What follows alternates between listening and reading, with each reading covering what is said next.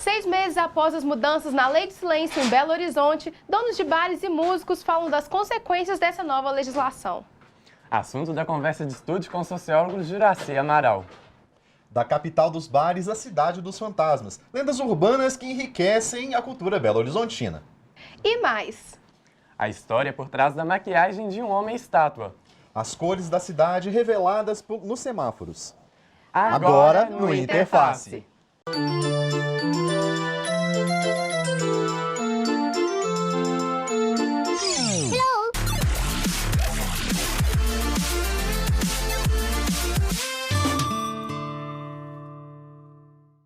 Olá, seja bem-vindo à estreia do novo programa da PUC TV. Eu sou Elisa Diná e sigo na companhia de Rodrigo Nigri nessa proposta para pautarmos educação, cultura e cidadania. E para começar com o pé direito, nada melhor que uma interface entre os assuntos que dizem muito da capital mineira. Já ouviu aquela música, Se Minas Não Tem Mar, Eu Vou para o Bar? Pois é, e bares com comidas típicas, música ao vivo, uma soma perfeita que agrada bem os mineiros. E tanto agradou que fez de Belo Horizonte a capital mundial dos botecos. Há 7 anos, com esse título, a capital vive agora a maior discussão sobre o assunto. É que além das dificuldades impostas pela crise econômica, mudanças na Lei do Silêncio têm desafiado o setor, mas agradado parte da população que pede mais sossego na noite belo-horizontina. Tardinha, logo quando chego, nega, vou na venda só para te ver. Perfumada e a rosa no cabelo, esse vestido de chita que isso meu querer. Para os apreciadores, notas musicais. Para os incomodados, decibéis. Disso depende a situação, o ambiente. E foi esse impasse que deu origem a mais um artigo na Lei do Silêncio de 2008. E esta é a nova regra, silêncio, ou quase isso, a partir das 11 da noite em Belo Horizonte. Junto das boates e casas de shows, os bares representam quase 70% das queixas de poluição sonora na capital mineira.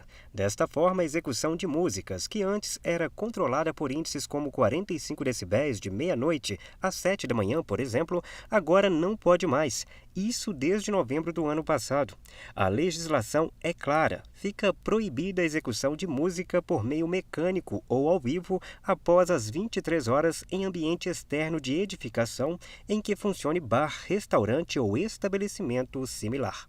18 mil bares que geram em média 70 mil empregos num Belo Horizonte que já soma mais de 2,5 milhões de habitantes.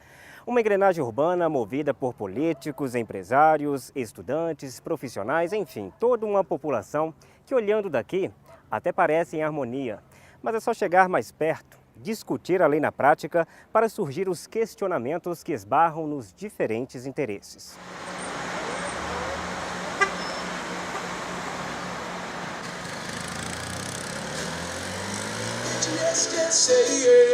A única poluição que ainda não recebeu um tratamento rigoroso por parte da sociedade é a poluição sonora, que talvez seja uma das que mais prejudicam a saúde dos cidadãos. A lei ela deve ser pensada para uma sociedade e não para uma pessoa. O efeito música, o efeito cultura, ele deve ser diferenciado de um efeito barulho. Daniel, que atua no setor há 20 anos, 2 deles em Belo Horizonte, garante que respeita a lei. Ainda assim, já recebeu multas, segundo ele, indevidas, o que aumenta o questionamento quanto à eficiência da legislação. A lei é muito clara quando ela diz que a pessoa que deve fazer um laudo de emissões de ruídos, ela deve ser um engenheiro acústico. Eu nunca tive a visita de um engenheiro acústico trabalhando para a prefeitura para vir aqui fazer o aferimento de qual ruído que está saindo. As medições elas devem ser feitas a no máximo 1,5 metro de distância do local da suposta reclamação. No dia dessa multa eu tive uma medição que foi feita a 20 metros de distância. Eles são absolutamente preparados para a atividade, até porque são atividades que exigem conhecimento. O fiscal precisa chegar nos locais com inteiro conhecimento daquilo que ele vai fazer, porque caso contrário ele vai ser questionado. Com relação à qualificação, Belo Horizonte está muito bem de fiscal. não estamos bem com relação à quantidade. Quantidade essa que talvez explique as situações observadas por esse publicitário, morador do Santa Teresa, um dos bairros mais boêmios de Belo Horizonte. Existem os bares que não tem música, não toca música, os restaurantes, e logicamente respeitam essa lei, e os que não respeitam de jeito nenhum, simplesmente ignoram, entendeu? Se é para acabar 11 horas, acaba, se o outro dia tem que acabar 1 hora, acaba. Tem locais aqui que acaba 4 horas da manhã, entendeu? Então os moradores são bem incomodados, sim. Se perde o sossego de um lado, também perde-se o emprego por outro. Com 16 anos de estrada, este músico garante que o momento é crítico para quem encontra nos bares a porta de entrada para palcos maiores. Se nós continuarmos fazendo isso com os músicos, a música ao vivo em barzinhos de Belo Horizonte vai acabar. Eu já conheço músicos, vários músicos, que já não estão mais exercendo a profissão de músicos, porque eles falam comigo, cara, não tem como eu tocar no bar. Querendo ou não, deve ser lembrado que é um mercado que gera muito dinheiro para os cofres públicos, que dá muito emprego, que sustenta muita família, que dá muita condição de vida para muita gente, que tem que ser respeitado. Né? Eu acho que está faltando mais pegada de olhar isso como um bem geral, entendeu? Belo Horizonte, ela tomba prédio, mas não tomba um bem cultural. Os bares de Belo Horizonte deveriam ser tombados. Uma discussão que não parece ter chegado às mesas de quem usufrui dos bares em Belo Horizonte. Não foi aberto, né, assim, gente, está acontecendo isso, porque se tivesse sido, tenho certeza que a população entraria na causa dos músicos. O mineiro, ele é musical, o mineiro gosta da música. Disso tudo, uma coisa é certa, a capital mundial dos bares ainda mantém o título, mas agora com um número ainda maior de estabelecimentos na ilegalidade. Claro que no primeiro momento pode ser que alguém se sinta prejudicado, mas eu não tenho dúvida de que no final todos vão sair ganhando, todos vão ter benefícios com a boa aplicação dessa lei. Somente em Belo Horizonte, o setor de bares e restaurantes movimenta 4,5 bilhões de reais por ano. À época da discussão da lei, em setembro do ano passado, a Associação Brasileira de Bares e Restaurantes em Minas Gerais alegou que a mudança na legislação causaria o fechamento de mais de 1.000 estabelecimentos na capital. Desde a sanção da nova lei, contudo, a Brasel não se posicionou mais sobre o assunto e não quis fornecer dados que pudessem comprovar ou não o impacto no setor. O que se sabe é que o número de fiscais ainda é insuficiente para que a lei funcione na prática. Belo Horizonte conta com apenas 400 fiscais responsáveis por todas as reclamações envolvendo ruídos na capital. E para problematizar essa e outras questões, aqui no estúdio, o professor e sociólogo Juraci Amaral. Olá, professor, tudo bem? Tudo bem. Para a gente começar, então, o nosso bate-papo, a gente pode dizer que essa lei ela vai na contramão do incentivo à cultura, mas, ao mesmo tempo, ela respeita a opinião dos belo-horizontinos ou isso é uma inverdade? Onde há maior participação da comunidade, a lei tende a ser mais cumprida nesse sentido. Em outros lugares, nas regiões mais distantes do centro da cidade, a questão é problemática porque o som é insuportável. E aí o problema não é nem o som em si. Quando se fala de som, a gente está preocupado muito com a questão do barulho, mas a população está preocupada com a segurança, porque extrapola, né, à noite e, consequentemente, vem um alto índice de criminalidade, principalmente furto e assalto, roubo e assalto. E, professor, tem muito questionamento de que Belo Horizonte é a capital mundial dos bares e é uma ameaça, esse tipo de lei é uma ameaça, esse título. Na sua opinião, a população realmente carrega esse título? Acredita nele ou é uma questão mais mercadológica? Tem a ver com o mercado. Entretanto, tem uma coisa interessante de Belo Horizonte. Belo Horizonte é uma cidade que tem pouca opção de lazer. Belo Horizonte é uma cidade que tem uma carência de atividade de lazer muito significativa e o povo procura. A população tem que divertir, precisa disso. O parque municipal é fechado, né? Tem as horas, não é para isso. Então nós vamos ter uma série de limitações e cria uma demanda muito grande lazer, de atividades. E os bares é esse espetáculo que tem. Junto a isso, vem o interesse econômico, que é uma fonte econômica, e todos vocês sabem aí como é que funciona. E o preço é alto, né? O senhor tinha comentado sobre alguns bares têm fechado depois das 11 horas, até por questão de segurança, mas alguns têm permanecido aberto. E a gente sabe que essa lei ela já entrou em vigor e nem sempre ela é aplicada na prática. Você acha que esse problema é um problema de poder público, de querer só criar leis, aumentar o número de leis, mas não tem uma estrutura para que ela entre em vigor de fato? A outra questão que nós temos, a normalização cria leis para tudo, né? Mas não tem contingente de pessoas para fazer cumprir a lei. Então fica numa relação de boa vontade do dono do bar. Alguns lugares têm associações que faz o contrato, né, faz o acordo e dá para funcionar. Agora a maioria não é assim. Além de não ter fiscalização, o policiamento ele não é ativo nesse sentido, né? Fica muito disperso e os fatos acontecem, os crimes e tudo, né? E normalmente isso aí quem sai prejudicado é a própria população, porque o dono do bar, a não ser quando há um assalto no bar, mas isso é muito raro. E para encerrar nossa conversa, eu queria pegar o exemplo de recentemente que os vereadores colocaram para a população decidir se os supermercados devem abrir ou não aos domingos. Então é uma iniciativa que tem um pouco da participação popular. E qual que é a importância disso? Você acha que isso faz com que as leis sejam mais bem seguidas? A audiência pública para essa questão que foi feita, pouca gente participou. Quem participou foi o sindicato. Então a população ela não tem uma cultura de praticar esses exercícios de audiência pública, de ir, frequentar, discutir. Agora, algumas associações de bairro que fazem isso. No caso do supermercado, é até paradoxal numa época em que há crise de desemprego, em nome de uma pseudo-proteção social, no sentido de levar as pessoas para o convívio familiar aos domingos, isso não é uma verdade, né? O que vai acontecer é para atender interesses de grupos que têm alguma questão política, de interesse político agora que vai ter eleição. Professor, muito obrigado pela sua participação. Muito obrigado por ter participado aqui com a gente. Obrigado a você, estou disponível aí para outras oportunidades de discutir temas semelhantes. Tá certo. Eu me despeço por aqui, mas daqui a pouco o Matheus Teixeira chega com as novidades do próximo bloco. Nós vamos para um rápido intervalo, mas voltamos já já com outras curiosidades de Belo Horizonte.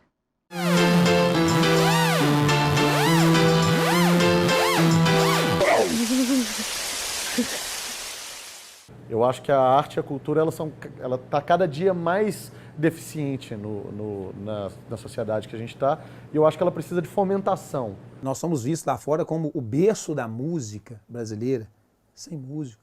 O bar é o laboratório do músico. Sem o bar, não existe um músico. Sem o músico, não existiria o bar. Essa lei não veio para atrapalhar a qualidade de nossos músicos e as oportunidades que eles terão, mas ela veio por ordem.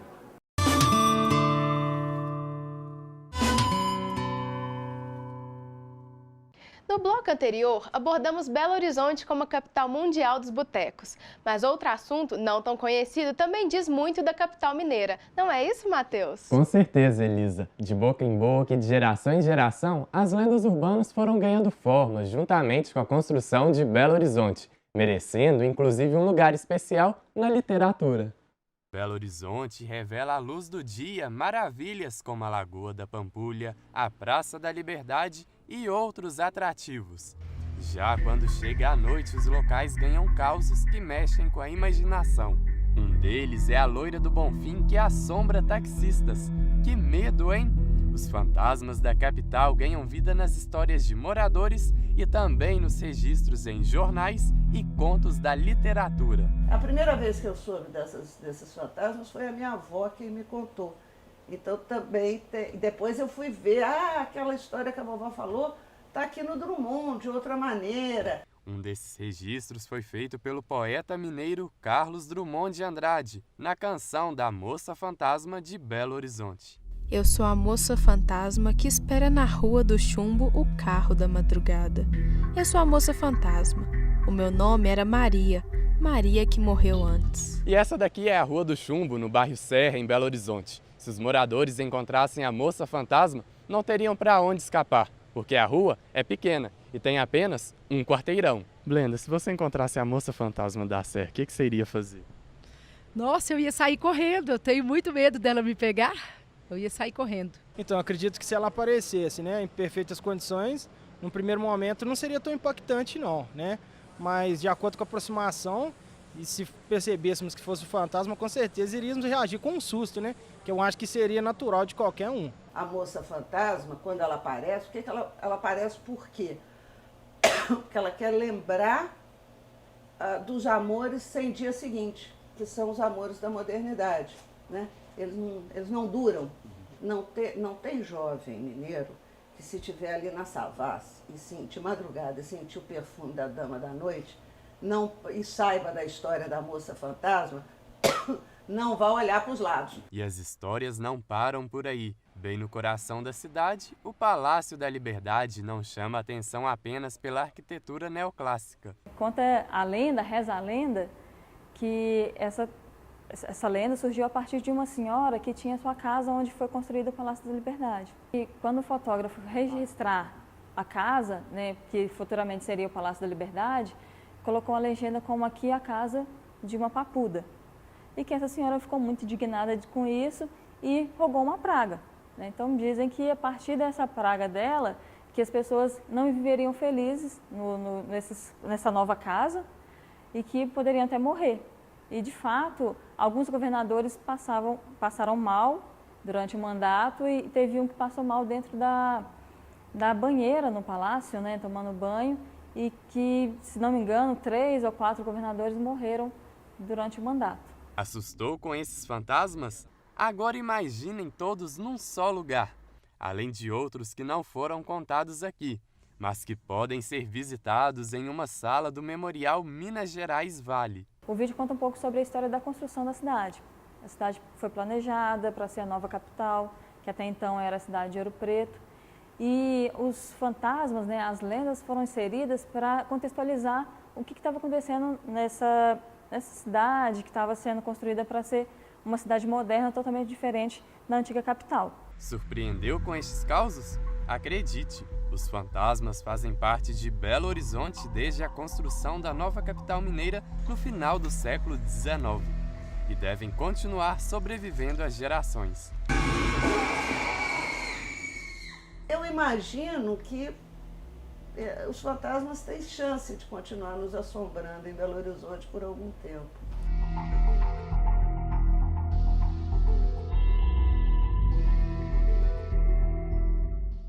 Caminhar pelas ruas e deparar com um homem-estátua, situação que parece comum na correria diária. Mas experimente conversar com um deles, descobrir a pessoa por trás da tinta de lata, ouvir a voz silenciada pelo próprio ofício e sentir a arte do palco nas ruas, que tem como trilha sonora o trânsito caótico de uma metrópole.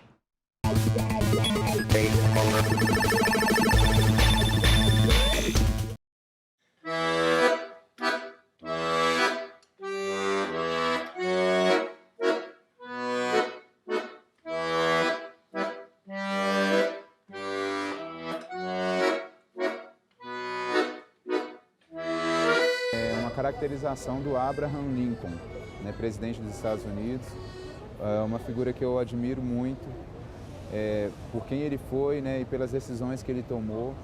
Eu acho que as escolhas são fundamentais na vida, eu acho que ele fez boas escolhas, então eu procuro seguir pessoas que fazem boas escolhas. E eu tenho também um figurino que eu chamo de escolhas, né, que ele é um lado todo preto, o outro lado todo branco. Então, assim, dentro de nós temos dois lados, né? Um lado bom e um lado ruim. Então, a gente vai ser aquilo que a gente alimentar mais, né? Um dia eu estava chegando em casa de um evento e aí eu estava maquiado. A pessoa me deixou na porta de casa e eu estava passando na rua, para poder entrar em casa. Aí o menino falou assim, homem de lata, quando eu crescer eu quero ser igual a você.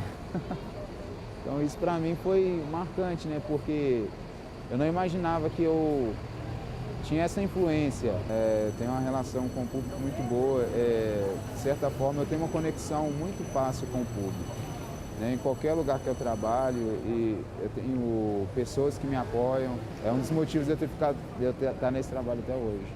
É muito importante nós olharmos pelo ponto de vista do outro. Né? Por exemplo, isso que vocês estão fazendo, vocês estão olhando pela minha perspectiva, pelo meu ponto de vista. E isso é muito importante.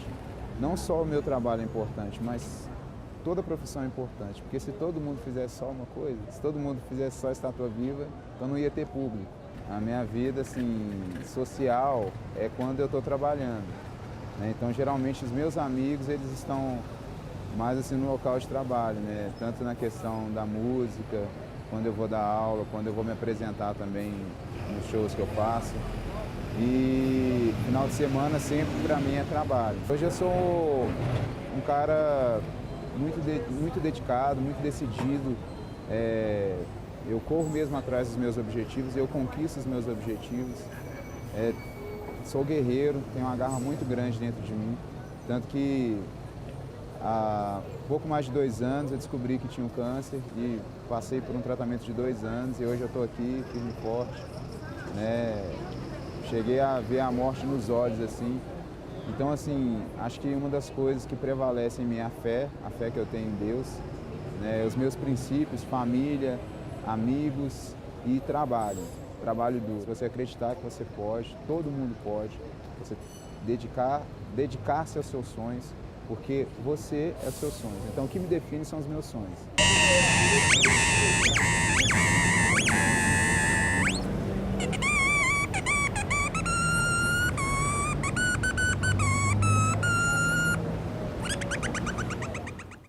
Entre prédios históricos e arquitetura moderna, o encontro do velho e do novo agora estampa alguns semáforos de Belo Horizonte.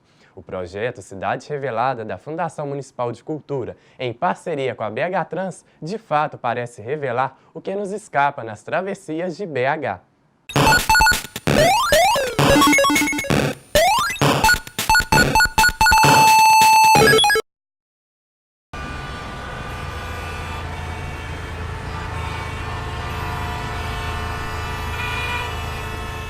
Atenção! Pare! Olhe! Atravesse! Tão automático quanto piscar os olhos, tão mecânico quanto acelerar um carro. A vida na cidade grande é assim, e às vezes é preciso remodelar para se fazer notar o que já está ali. Tirar o boneco, colocar prédios, mostrar que no caminho não existe apenas o risco de esbarrar em alguém ou de ser atropelado. Existe também a beleza de uma cidade que reserva, para além da correria, histórias, patrimônios históricos.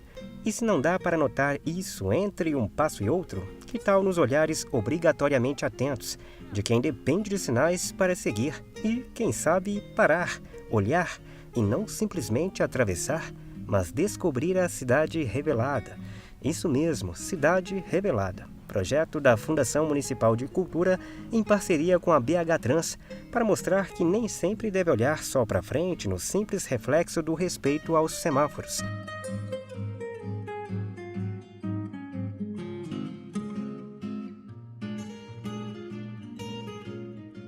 É preciso mais, olhar em toda volta, entender a linguagem, ainda mais rica com a tecnologia. Neste caso, uma tecnologia que abraçou a sensibilidade de artistas plásticos. É a arte quebrando padrões para personalizar o prédio de Museu de Artes e Ofícios, por onde já passaram gerações desde o século XX. Mas há quem diga, é uma simples máscara e os que se encantam com uma simples ideia que renova as curvas de uma igreja e junto a genialidade de Oscar Niemeyer, uma herança moderna de apenas 57 anos. Há quem diga, besteira. Há quem enfatiza, inovação necessária, capaz de exaltar o edifício por muito tempo, berço da política mineira, para boas e más recordações. E por aí vai mesmo, nas travessias da cidade. Para quem tem fé, igrejas onipotentes. Para quem é da cultura, teatros no coração da capital. Para aqueles da moda, o centro de referência dela. além de museus, é claro, revelando Belo Horizonte por todo canto. Um investimento de R$30 mil, questionado por alguns, defendido por outros, que alegam que a história não tem preço. Uma coisa é certa, parar e seguir já não tem a mesma lógica em todos os sinais. Posso parar para contemplar, posso seguir para descobrir o que a cidade tem a revelar.